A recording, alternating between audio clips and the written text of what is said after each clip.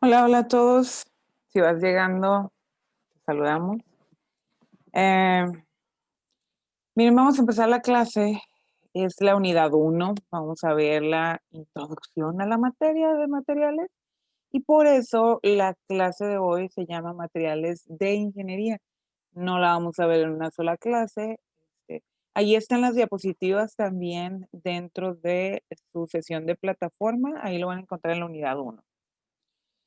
Eh, Quiero empezar con estas fotografías y quiero que participen ustedes, que no sea un monólogo nada más, sino que me digan qué están observando. Son 4 fotografías muy distintas.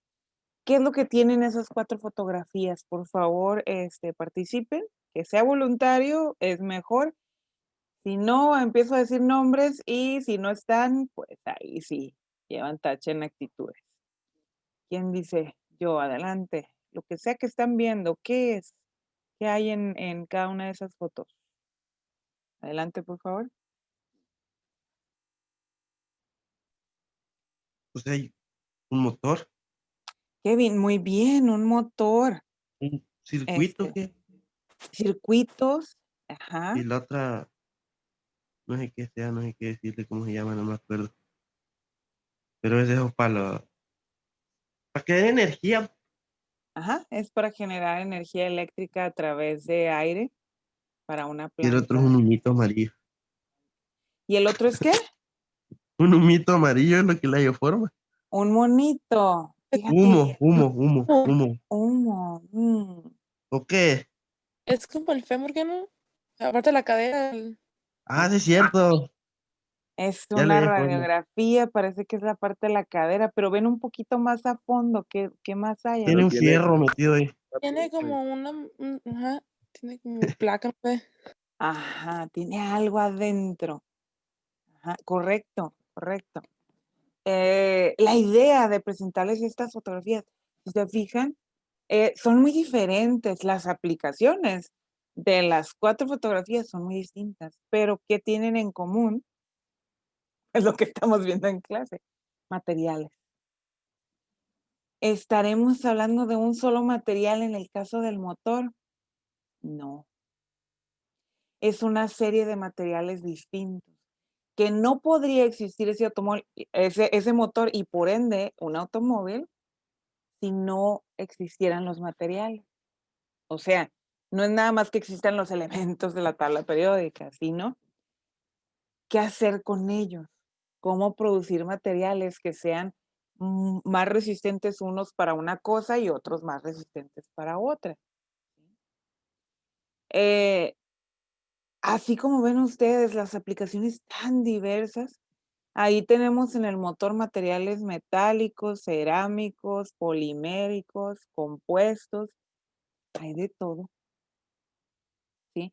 Lo mismo acá en la hélice para la generación de energía eléctrica a partir del viento, de la velocidad del viento, es energía eólica.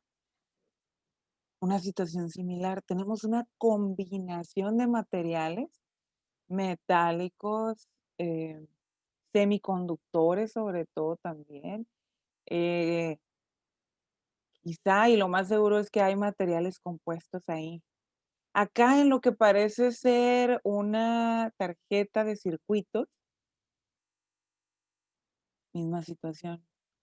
Todo tipo de materiales están en esa tarjeta. Ahí podemos observar todo tipo de materiales. No los vemos a simple vista, pero están ahí. Ahora, acá en el fierro dijeron una.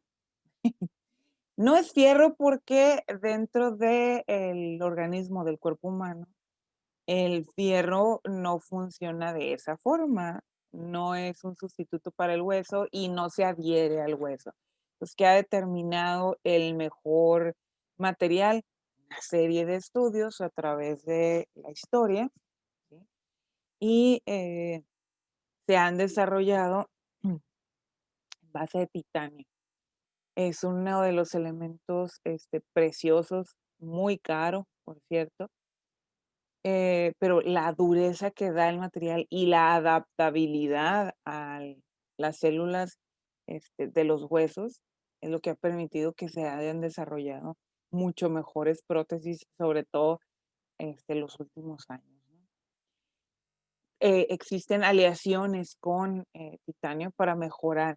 No todos los cuerpos son iguales y cada organismo, cada sistema vivo, pues va a funcionar diferente. Entonces, no es nomás conseguir la placa y ya está, se la ponemos a la persona. No, son respecto a las necesidades, es lo que se necesita comprar y es lo que se necesita pedir, de qué materiales, ¿sí? Eh, todas las ingenierías influyen para que esto suceda.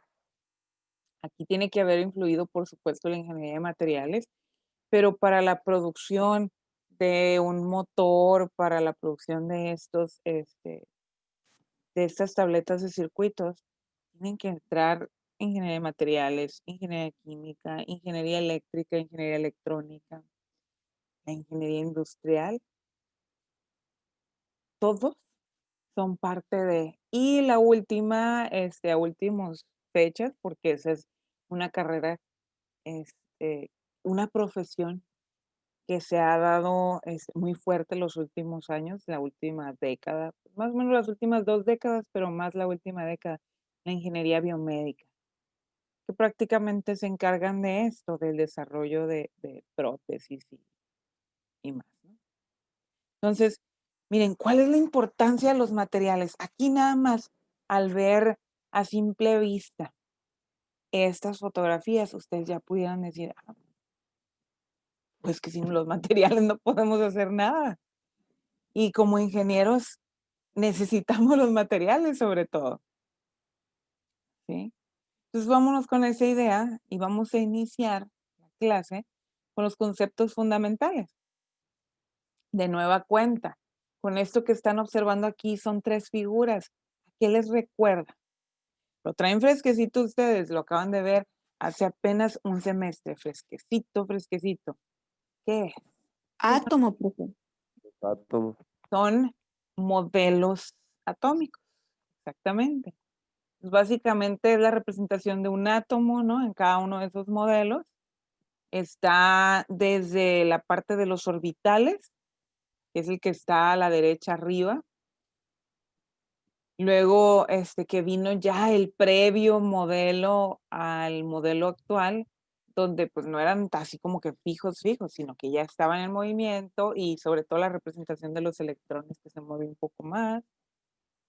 Pero sabemos nosotros que el átomo en realidad está representado como lo estamos viendo en este modelo acá, el que está representado abajo, que es el modelo atómico mecanocuántico actual, ¿verdad?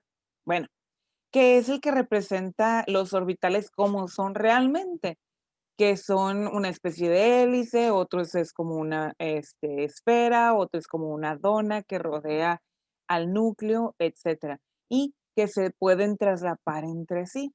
Eso permite que los electrones, si se les agrega la energía suficiente, brinquen, ¿no? De un orbital a otro. Eso puede pasar y es cuando producimos fotones. Bueno, entonces, recordando los modelos atómicos y recordando esto de los orbitales SPDF, es súper importante para poder recordar cómo sucedían los enlaces atómicos. Y es el siguiente repaso que vamos a dar. ¿Qué tipos de enlaces encontrábamos? Ya sabemos que el átomo tiene protones, neutrones, electrones. Y eso nos da para que se formen enlaces entre átomo y átomo. ¿Qué tipo de enlaces existen? ¿Cómo se llaman los enlaces? ¿Quién se acuerda? Covalente y Muy bien, covalente es uno. Correctísimo. Iónico. Iónico es otro, correcto. Metálico. Metálico es otro, muy bien, muy bien, excelente, si están aquí. Eso es muy bueno, ¿ok? Entonces, exactamente, vamos a basarnos en ese tipo de enlace que luego hablaremos nosotros que se unen, que nos forma, por supuesto, enlace iónico, metálico, covalente, y luego eso nos formará las estructuras sólidas. Aquí vamos a estudiar sobre todo materiales sólidos. Vamos a ver materiales sólidos amorfos y cristalinos y sobre todo nos vamos a enfocar en los materiales cristalinos. Entonces, ahí vamos a ver cómo es el arreglo, pero las propiedades físicas, químicas, eléctricas, todo este tipo de propiedades se los da el propio enlace, surge del enlace. De ahí que se forme ese tipo de estructura cristalina y de ahí que se puedan formar, partiendo del átomo, luego estructura, luego granos, en el caso de sólidos, y luego todo el sólido en sí. Entonces, lo vamos a ir estudiando paso a paso, ¿no?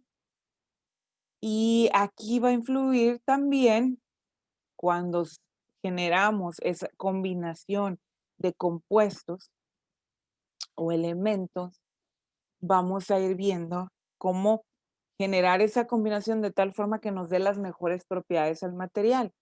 Y aquí entran procesos, sobre todo térmicos, pero hay procesos térmicos y hay procesos termoquímicos, donde tanto para la unión de compuestos y elementos, como para la solidificación, o sea, el cambio de estado.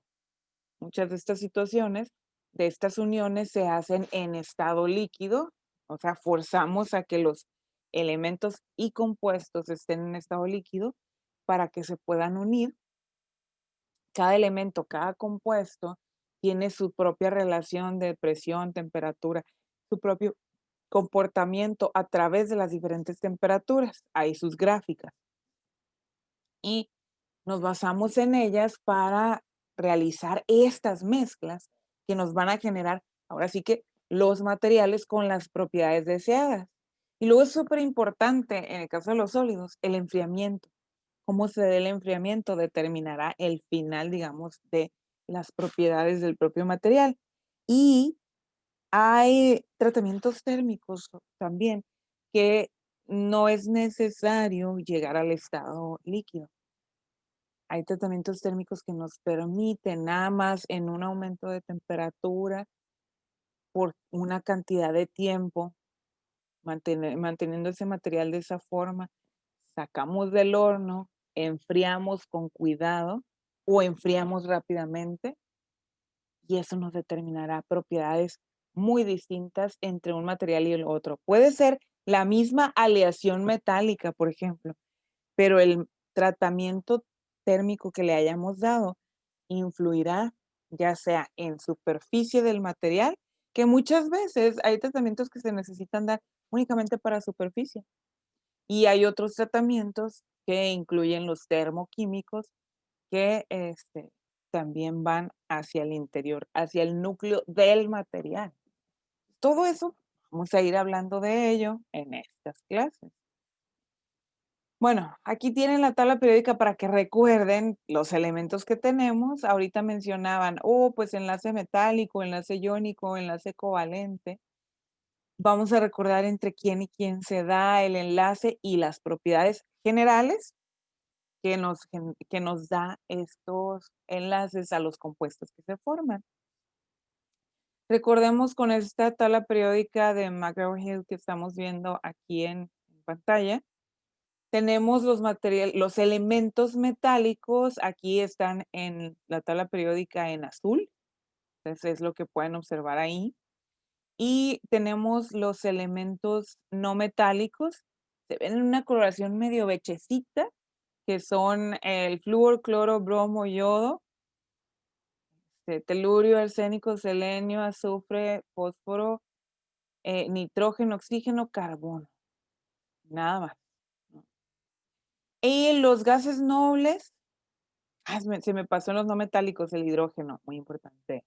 Y los gases nobles, los del grupo 18 u 8A, helio, neón, argón, criptón, xenón, radón, ¿sí? Y nada más un recordatorio que del 104 al 118 de los elementos, nosotros aún no le ponemos mucha atención, dado que son elementos muy inestables, formados en laboratorio, y aún no tenemos un uso específico, sobre todo para materiales, ¿no? quizá nos toque ver ese uso en los siguientes años, a ver qué desarrollo van dando los que se dedican a la investigación en esa parte. Bueno, avanzando, aquí ya pues, hablamos de eso con la gráfica de la tabla periódica. Entonces, estamos viendo el enlace covalente. Recordemos, covalente significa co de comparte, valencias, o sea, comparte electrones. Y ahí tienen dos ejemplos. Tienen la molécula de nitrógeno molecular, donde se une un nitrógeno y otro nitrógeno. Tienen la molécula del agua, donde se ve todavía más específico en ese tipo de modelo, donde alcanzamos a ver que se cumple la regla del octeto para el oxígeno, donde tiene sus 8 electrones, compartiendo 2 pares de electrones con cada hidrógeno. Cada hidrógeno tiene su par de electrón y cumple la regla del dueto. Esto es recordar cómo se unen en el otro que está aquí abajo, el otro ejemplo, que es el nitrógeno molecular. Logran ver cómo se da el solapamiento en ese tipo de modelo, utilizando el modelo de Dalton, donde, si recuerdan ustedes, la teoría nos decía, se solapan orbital S con S, que nos forma un enlace pi. Se pueden solapar orbital P con P, que nos da un enlace sigma. Y nos puede dar también el solapamiento de enlace con el orbital S y P, ¿sí? O sea, de los orbitales más externos, y nos genera el enlace donde está compartiendo esos electrones. Ahora, todo eso le da las propiedades que vemos aquí. Estas son propiedades generales, hay más, por supuesto. ¿Qué encontramos en los compuestos formados con enlace covalente? Bajos puntos de fusión, baja energía de enlace, predominan los sistemas vivos, o sea, la mayoría de estos enlaces los vamos a encontrar en todo lo que tiene que ver con la química orgánica, o sea, todo lo que proviene de plantas, animales, y el petróleo. Recordemos que el petróleo ha sido una fosilización a través de millones de años de materia viva y es el resultado, pues, de la reacción constante de esos materiales. Así surgió el petróleo. Se establece entre dos elementos no metálicos. Es para recordar, ¿no? Se da entre quiénes el enlace covalente, entre no metal y no metal. Pues asimismo, vamos a recordar el enlace iónico. Este se da entre dos elementos, puede ser más, pero entre elementos que se ionizan y tienen que ser un no metal y un metal. No puede ser entre no metal y no metal o entre puros metales, porque ya estamos hablando del otro tipo de enlaces. Aquí tenemos también un ejemplo clásico, la sal de mesa, el cloruro de sodio, donde ustedes pueden observar el sodio se convierte en un catión, o sea, un ion positivo, el cloro en un ion negativo. Por esa diferencia de cargas existe una atracción y se unen entre sí ambos átomos y así mantienen una atracción por electronegatividad, se mantienen juntos, ¿sí? ¿Qué propiedades les da este enlace a los compuestos o materiales formados por este enlace? Sólidos a temperatura ambiente, presentan altos puntos de fusión, son buenos conductores eléctricos, pero en solución o líquidos, ¿sí? No en su estado sólido puro. Sí hay aplicaciones en solución, incluso para transmisión de energía, ya sea eléctrica o calorífica, si los ponemos en disolución. Se rompen con facilidad en estado sólido, ese es un detalle que vamos a tener presente. Son muy duros los compuestos formados por el enlace iónico. Sí, son fuertes, sí, pero también son frágiles.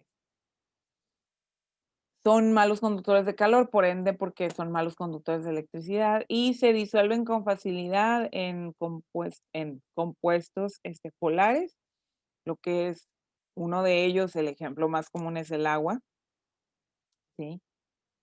Ahora, vamos a recordar también el enlace metálico. ¿Entre quién y quién se da el enlace metálico? Entre metales. no se puede dar con no metales, jamás se podrá dar con gases nobles. Recuerden que los gases nobles ya están completos en su último nivel de energía, entonces no se pueden unir con nadie. Los metales, el único metal puro, tiene que estar puro, a temperatura ambiente que no es sólido, es el mercurio, pero mercurio puro. Si está formando un compuesto, por ejemplo, si se oxida, si está oxidado, que tengamos óxido de mercurio, es un compuesto completamente distinto, es sólido, de hecho tiene una coloración anaranjada, casi fluorescente, muy bonita coloración, y es sólido, ¿sí? Entonces, pero si lo encontramos en estado puro, va a estar líquido. Ahora, todos con el enlace metálico hay una particularidad que nos sirve muchísimo, esa particularidad que tiene que al unirse un elemento con otro, forma una nube de electrones alrededor, de tal forma que si se agita electrones por un lado, esos van a influenciar a los que están enseguida, a los que están enseguida, a los que están enseguida, y por eso es que son buenos conductores. Todos los electrones ahí forman un papel de que son de todos, dentro de esa unión de elementos que está formando ya un compuesto, y el compuesto a su vez que forma un material, ¿sí? Entonces, el aprovechamiento de esa particularidad nos lleva a que se forman muy buenos cristales con alta resistencia en general en los metales, con alta dureza, pero también hay particularidades como las propiedades que ven ustedes al final de este listado, donde dice son dúctiles y son maleables. O sea, nos permite también hacer una deformación externa del material. O sea, ya sea que yo puedo tomar un cable que es metálico y lo puedo doblar. Y al doblarlo, su estructura al interior no cambia. Sigo teniendo los mismos cristales. El acomodo de los cristales entre uno y otro. Entonces, eso me permite la ductilidad y la maleabilidad. Ahorita explicamos un poquito más sobre esto. ¿Qué es lo que pueden ver ustedes en esa fotografía donde observamos que tenemos unos rollos de lámina de cobre, ¿sí? Que si nosotros desdoblamos o volvemos a enrollar, es el mismo material. Sus propiedades van a ser iguales. Yo necesitaré un esfuerzo muy, muy grande para hacer un rompimiento, ¿sí? Entonces, vamos aprovechando cada una de esas particularidades ahí. Con el enlace metálico es muy sencillo saber qué tipo de materiales obtendremos, que son materiales metálicos. Pero en el caso de el enlace covalente y el enlace iónico, ¿qué tipo de materiales se formarán? Bueno, cuando tenemos la presencia de enlace covalente, ese nos representa en su mayoría a los materiales poliméricos o que les llamamos polímeros, ¿sí? Ejemplos de ellos, los llamados plásticos, son unos ejemplos, hay muchísimos.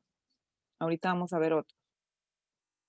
En el caso del enlace iónico, ¿a qué materiales lo asociamos? Bueno, tenemos los materiales cerámicos que van a presentar enlace iónico. Y luego tenemos otro tipo de materiales que vamos a ver qué más aparece ahí, porque hay materiales que son semiconductores, donde podemos tener la existencia de enlace iónico, ¿sí? Entonces, vamos a seguirlos estudiando. Propiedades, particularidades del enlace metálico. Se produce entre dos metales, suelen ser sólidos a temperatura ambiente, los puntos de fusión son variables. Puntos de fusión nos referimos, recuerden ustedes que el paso de estado líquido a estado sólido, o sea que tenemos variaciones desde alrededor de los 200 grados Celsius hasta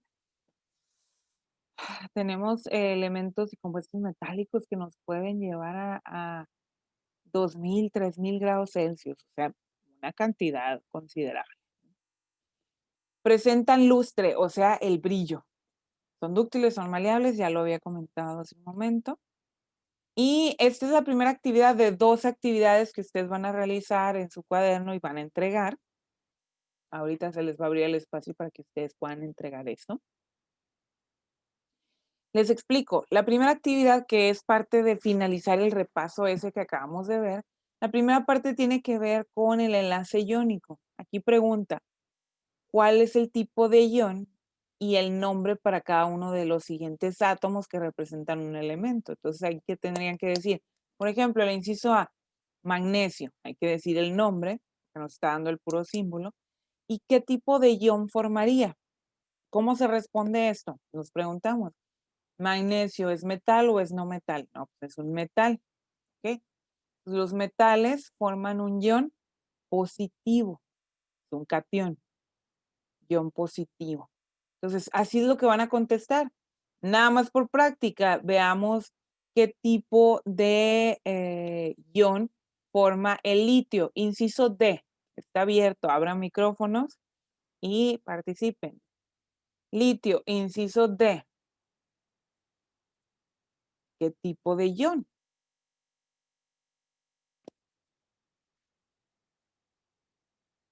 Cuidado con que les tenga que preguntar y no digan nada. Es mejor equivocarse a no participar. Si se equivocan, resolvemos la duda que algunos más de sus compañeros puedan tener. ¿Qué tipo de ion es el litio? Positivo. Perfecto, Susei. Correcto. Es positivo, es un cation, es un metal, es un elemento metálico. Y si comparamos con el inciso E, el flúor, ¿qué tipo de ion forma el flúor? Inciso E. Abrimos Negativo. negativo, ¿correcto, Álvaro? Negativo, el flúor está dentro de los no metales. Ahorita lo recordábamos con la tabla periódica. Y este sí es negativo. Entonces ustedes tienen que completar del inciso A al inciso H, ya saben qué hacer, lo apuntan en su cuaderno. Y la parte 2, digo, pueden tomar la fotografía aquí o si ya lo apuntaron rápido o ahí está en las diapositivas en plataforma. Parte 2 dice, indica el tipo de enlace que tendrán las siguientes moléculas. Y yo les pregunto, inciso B, dióxido de carbono, ¿qué tipo de enlace se forma ahí o permite este compuesto? Inciso B, Covalente. covalente, correcto, Álvaro. ¿Cómo sabemos? Carbono es un no metal, oxígeno es un no metal. Correctísimo. ¿Sí? Muy bien. Ok, así van a contestar todos ellos. Avanzamos.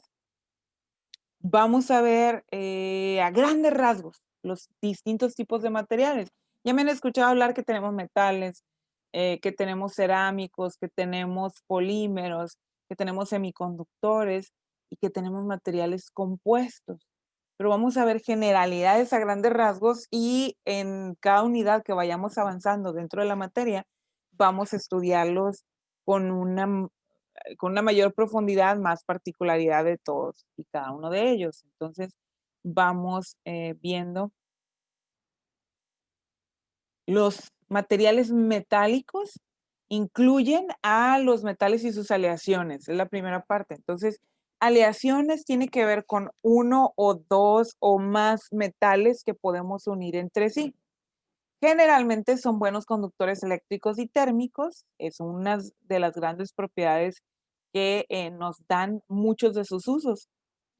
Alta resistencia, alta rigidez, ductilidad, conformabilidad, alta resistencia a impactos. Todas esas propiedades las vamos a ir estudiando con paciencia, vamos a estudiar cada una de ellas en las siguientes unidades. ¿Sí? Ejemplos, tenemos por ejemplo el cobre que lo veíamos en las diapositivas anteriores, ahí aparecía, ¿no? El cobre. Entonces, ¿en qué lo utilizamos? Una de las grandes utilizaciones es para alambre eléctrico, aprovechando las propiedades de alta conductibilidad y buena formabilidad. Hierro fundido es uno de los materiales que se utilizan muchísimo Bloques para motor de automóviles es una de las aplicaciones. Propiedades, porque es moldeable y porque absorbe vibraciones. Entonces, es donde vas a cargar el motor para que con los movimientos del propio automóvil, pues no tenga esas vibraciones y nos dure, tenga alta vida, ¿no? Aleación de hierro, que no es lo mismo que el hierro fundido. Vamos a estudiar mucho el hierro, por cierto, pero aquí las aleaciones de hierro en general son las que se llaman aceros. Entonces, vamos a hablar mucho de los aceros en esta clase. Una de las aplicaciones para llaves. Y no solamente estoy hablando de las llaves que abren una chapa, sino también las herramientas para mantenimiento. ¿Por qué? Porque tiene propiedades de alta dureza y además es económico, ¿sí? O sea, los costos de producción del mismo pues no son tan altos en comparación con un material compuesto que nos dé también alta dureza. ¿Sí?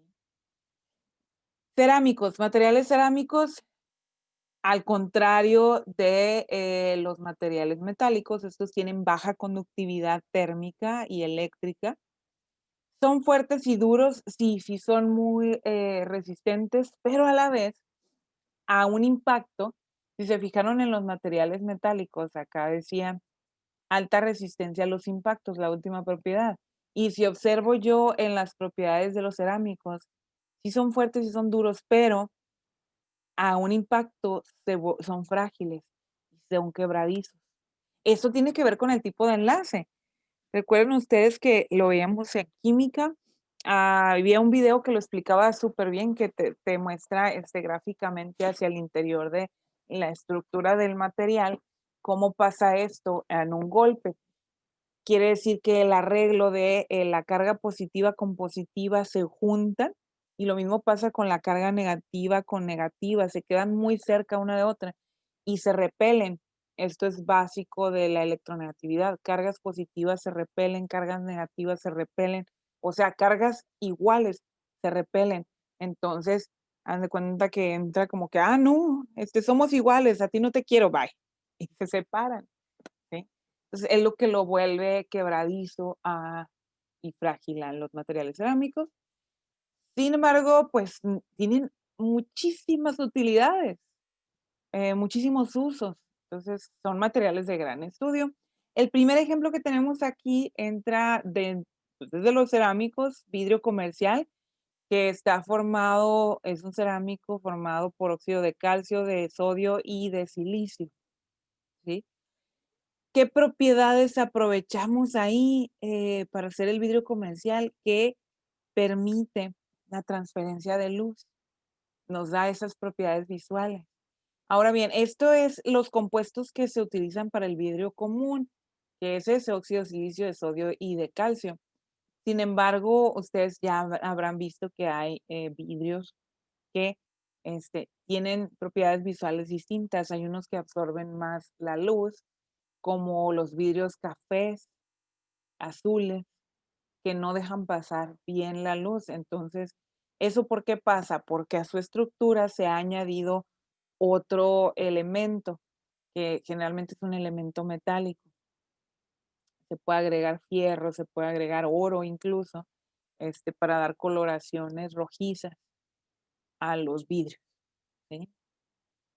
Tenemos aplicación de el cerámico que se ha compuesto de óxido de aluminio, de magnesio y de silicio como material refractario para contener metales fundidos. Este material se utiliza en las fundiciones de metales para hacer los moldes de los metales. También se utiliza para el interior de los hornos de fundición, por cierto. O sea, por fuera los hornos son prácticamente metálicos, pero hay que dar una recubierta porque lo que queremos es aprovechar el calor al interior para que funda los elementos que sea que tengamos dentro del horno. Entonces, por eso se da un recubrimiento de este material cerámico que es refractario para que conserve el calor al interior y no se vaya. Porque recuerden, otra vez, si solamente tuviéramos el horno con puro material metálico, perdemos calor, porque transfiere calor muy fácil. Entonces, no funciona así. Por eso es que hay que dar un recubrimiento cerámico que se llama refractario.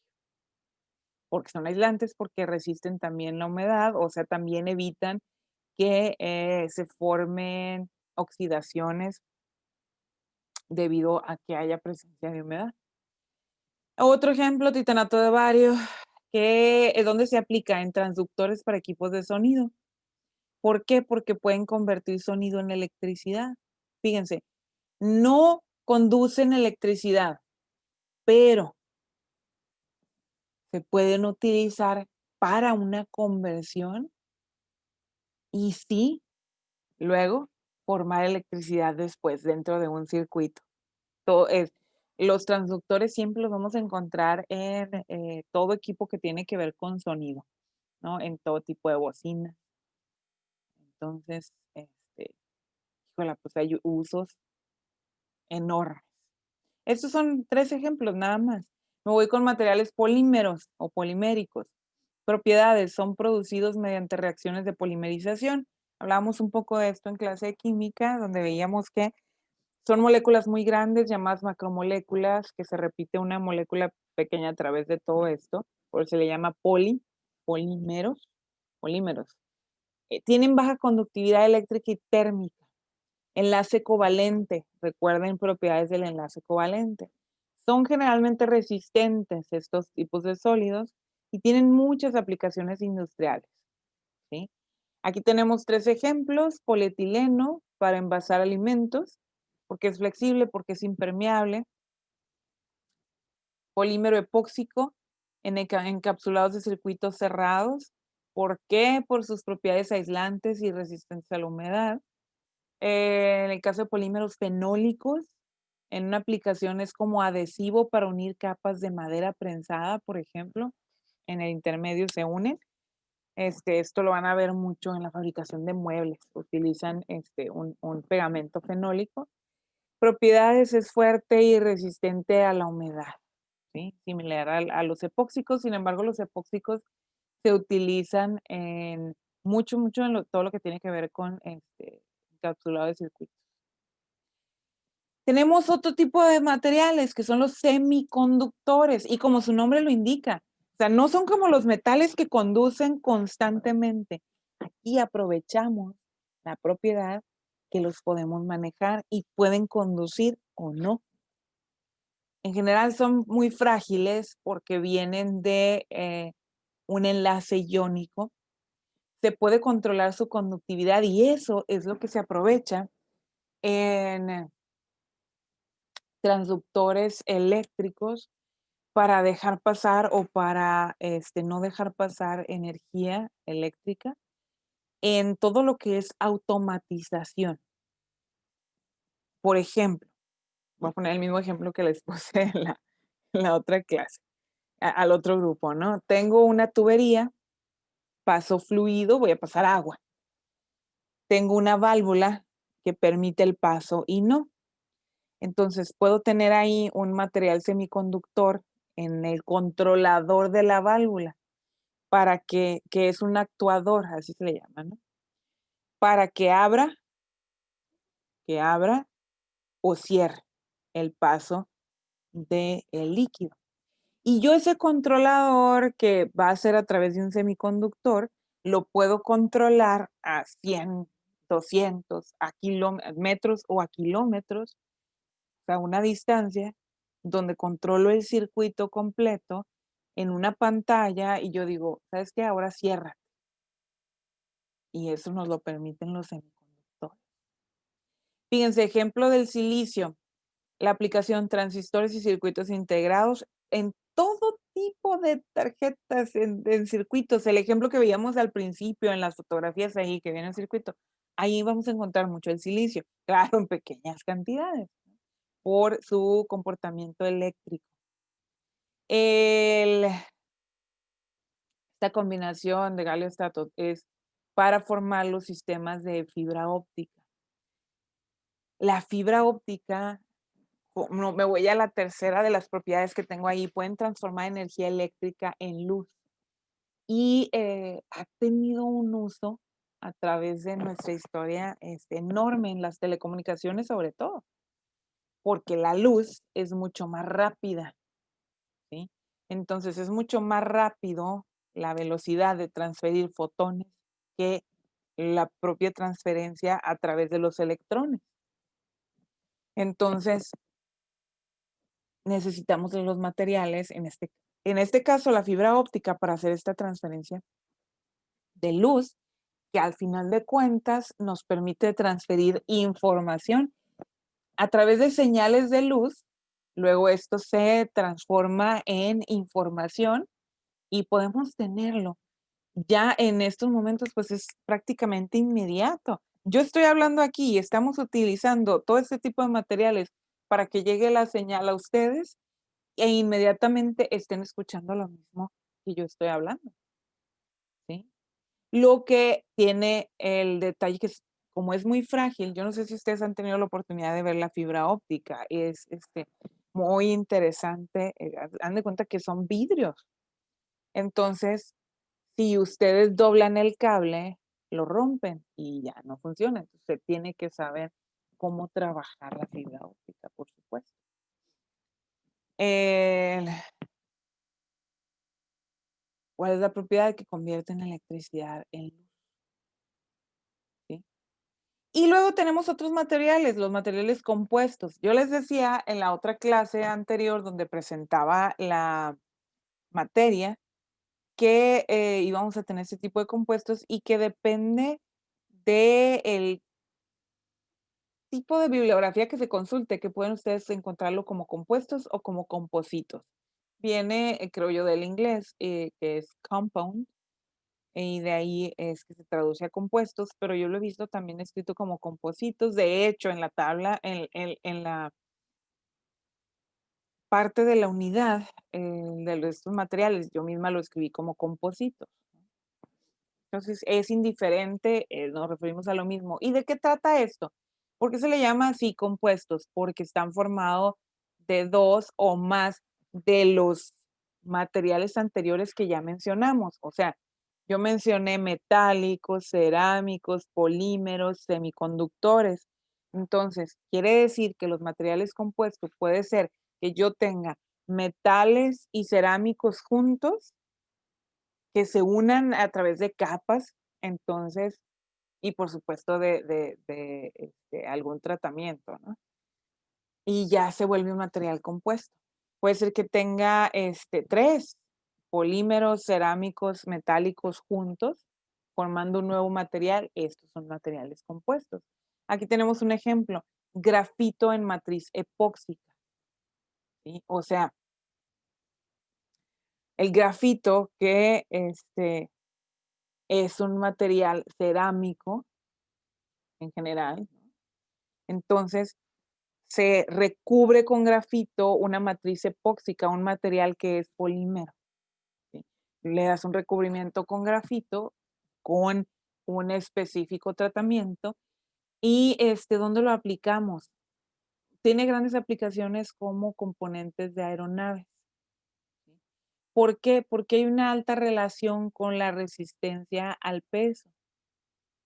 A diferencia de utilizar, por ejemplo, hay muchas utilizaciones en esto, en la parte de materiales para la formación tanto de las piezas en automóviles, en barcos, o sea, los sistemas de transporte en aeronaves, porque al utilizar materiales compuestos disminuimos el peso, en este caso de la aeronave, es resistente y permite una mayor eficiencia al movimiento.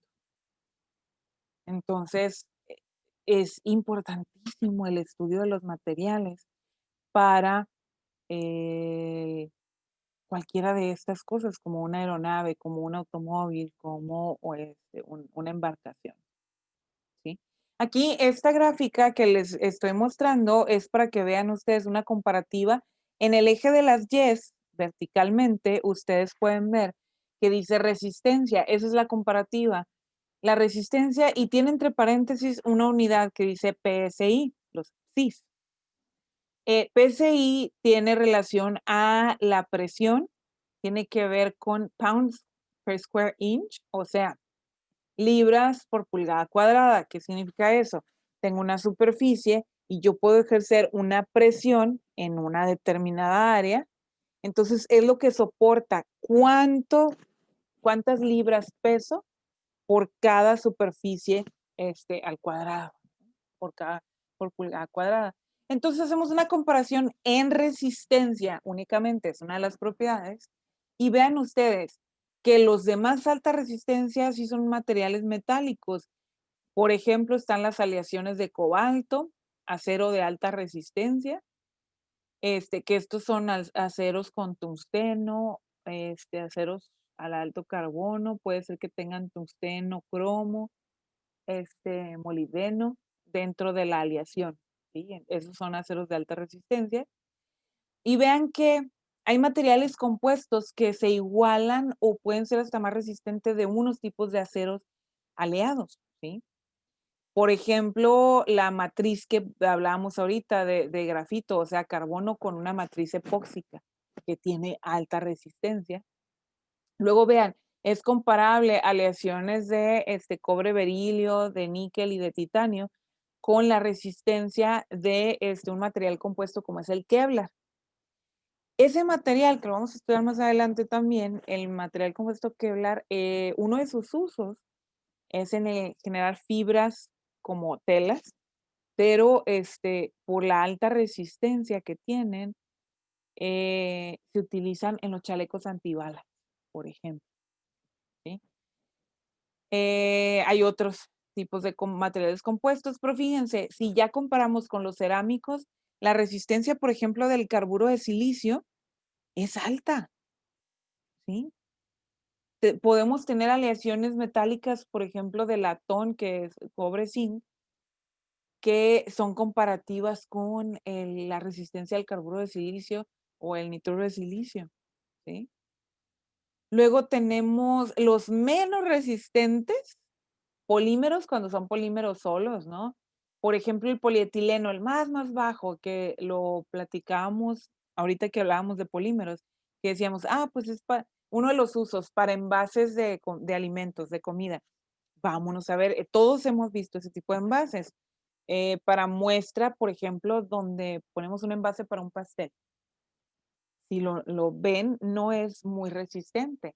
En realidad, la particularidad de ese envase es que nos permite conservar bien los alimentos, nos permite poner una barrera contra la humedad y la oxidación del medio ambiente, nos permite que no hay un intercambio de compuestos con el propio material y los alimentos. Entonces, por eso es muy seguro poner alimentos en materiales como el polietileno, ¿sí?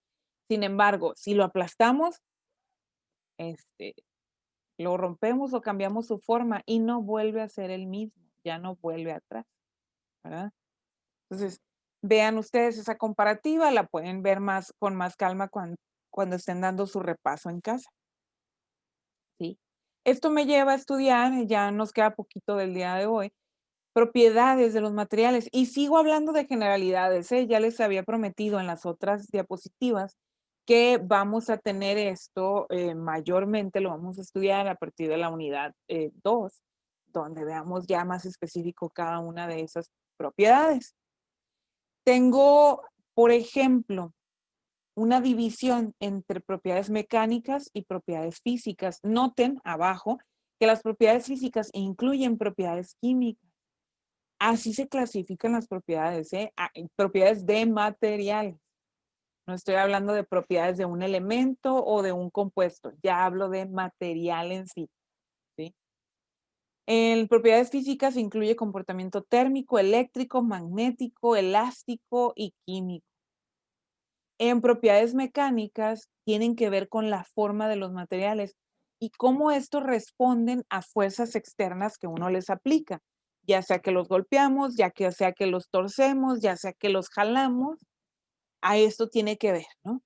¿Por qué? Porque esos son los usos que les damos a los materiales. Entonces necesitábamos una clasificación de propiedades que me permitan ver, a ver, ok, si yo le doy una torsión a ese material, ¿cuántas torsiones o cuánto esfuerzo de torsión aguanta? ¿Sí?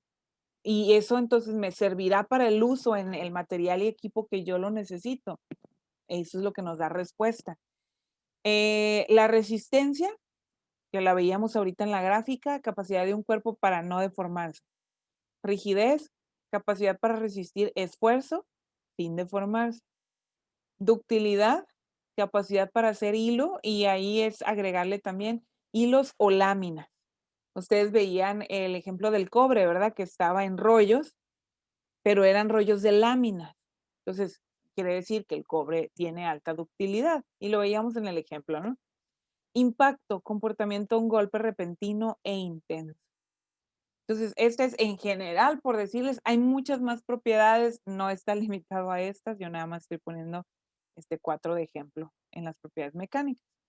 Aquí viene la segunda actividad que van a realizar ustedes, por eso ahorita les decía que eran 2 actividades, entonces se ponen listos y van a resolverlo para la siguiente clase, que es el martes. Ahora nos vamos a ver los martes, ¿ok? Entonces, ustedes tienen que poner atención a esto. Les explico de qué trata esta actividad. Dice, número 1, diseñe un material a partir del cual se pueda producir una taza de café. Y hago una pausa ahí. Y lo primero que van a decir ustedes, pues un material cerámico me puede dar una taza. Sí, la taza que les estoy mostrando está producida de un material cerámico. Pero ustedes van a decir, si seleccionan cerámico, pues van a decir el por qué. Pero usen su imaginación, creatividad. Tienen que ir a leer, tienen que saber leer un poquito más de esto. Y entonces van a pensar, ¿sabes qué? Yo quiero hacer una taza metálica. Existen, por supuesto. Yo quiero hacer una taza de vidrio nada más. Pues muy bien. O luego va a haber los más creativos que van a decir, yo quiero una taza de material compuesto. Excelente. ¿Sí? Porque puede hacer que dure para toda la vida, que jamás se rompa, cosas como esa, ¿no? Y que conserve mejor el calor, qué sé yo.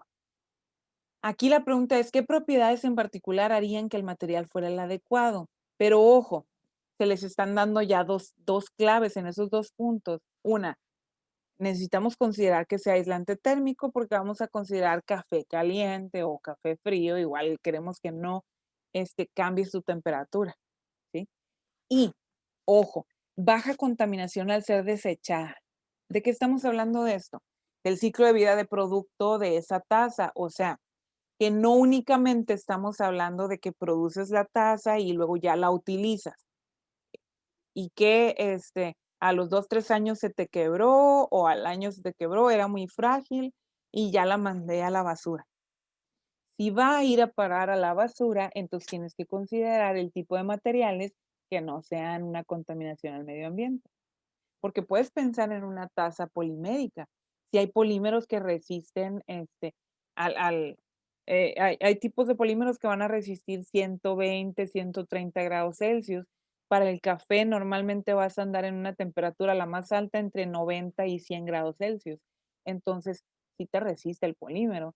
La diferencia aquí es que si vamos a desechar esa taza, pues se va a degradar en el medio ambiente en 100, 500, 1000 años. Por lo tanto, no es buena para el medio ambiente. Pero hay polímeros, biopolímeros naturales, que esos tienen una menor durabilidad. O sea, son hechos a partir de semillas, como la semilla de aguacate, o el maíz, o algunos pastos, donde cuando entran en contacto con el medio ambiente, se pueden degradar o deshacer, destruirse naturalmente en cuestión de días. Hay unos que puede ser en cuestión de meses, como hay construcción de este tipo de desechables también, que son hechos de bambú o de alguna cáscara, donde incluso hasta se pueden comer. Algunos platos y cucharas y todo esto. Esto ha sido por la invención de materiales tratando de ver la protección del medio ambiente. Muy interesante, muy padre. Entonces tienen que poner atención ahí mismo. Luego el número 2, ojo, aquí les pide directamente, aquí sí tienen que investigar, porque ustedes no tienen idea de cómo está diseñada el ala de un avión. Y así van a preguntar en Google si se van a ir a preguntar en Internet cómo está diseñada el ala de un avión. Porque aquí les pide, describe algunas de las propiedades mecánicas y físicas claves para diseñar las alas de un avión. ¿Qué quiere decirnos con esto? ¿Sí? Nos está diciendo que tenemos que leer un poquito más sobre qué tiene que ver el viento, cómo golpea, cómo se ejerce la presión, para describir qué propiedades mecánicas y en realidad van a ver de qué material está hecho. Por ejemplo, si encuentran que son de acero, pues y van a decir sus propiedades. Si encuentran que puede ser aluminio o que puede ser un material compuesto, y den sus propiedades. Y les digo ojo aquí, porque como están haciendo investigación, ustedes ya saben que deben reportar esto con referencias, porque no salió nada más de su cabeza. Y como estudiantes universitarios responsables que no plagian información, tienen que leer con cuidado su información y tienen que incluir sus referencias bibliográficas en su reporte, ¿sí? ¿Está entendida la actividad? Pregunto. ¿Se entendió? Bueno, Sí, sí, espero. sí. Ok. Gracias, Kevin. Espero que Oiga, sí. Mande, diga. ¿va a ser en cuaderno? Sí. Puede ser en cuaderno, puede ser escrito en Word. Son 2 actividades que van a entregar juntas. Recuerden la actividad 1 donde estaban con los iones y las moléculas. La actividad 2 es esta. Mucho cuidado con lo que nada más copian y pegan, porque seguramente se van a equivocar en algo. O sea, no se trata nada más de ir a buscar a ver qué copio, qué pego, no. Si copio, pego, recorto, cambio, escribo mi parte, ¿sí? Porque la tarea no es copia, pega. Y no hay una página directa en internet que les dé la respuesta a la pregunta 2 o a la pregunta 1 aquí. No hay algo directo que les dé así la respuesta. O sea, tienen que investigar. Yo ya les aconsejaba aquí ver de qué está hecha el ala de un avión, qué materiales son los ideales, hay que leer un poquito y luego ya responden. No va a ser abierto para toda una semana el realizar esta tarea. Es para el próximo martes. ¿Por qué? Porque ustedes van a participar con estas preguntas. Entonces, si no tienen hecha la tarea, no hay forma de participar. Entonces, la forma de hacer los que puedan participar es forzando un poquito esto, que ya entreguen esto y lo tengan ahí a la mano para el momento en que van ustedes a participar, ¿sí? Por eso, igual les pudiera servir mucho más en cuaderno, porque es más fácil tenerlo a la mano para participar. Sin embargo, hacerlo en Microsoft Word, en un procesador de palabras, está bien, es correcto. Adelante. Yo les estoy dejando libre esa parte, ¿sí? Entonces, es todo por hoy. Si hay alguna pregunta, aprovechen este momento para hacerlo. Si no, me pueden ver igual en asesorías hoy al ratito. Me pueden ver en asesorías el lunes, para preguntar sobre esto también. Y si no, pues ya nos vemos en clase el día martes. Listo. Me gustó verlos. Qué bueno que están aquí. Tomé atención de la asistencia y espero vernos muy pronto la próxima semana. Que estén muy bien. Cuídense mucho. Bye bye. Adiós, bye.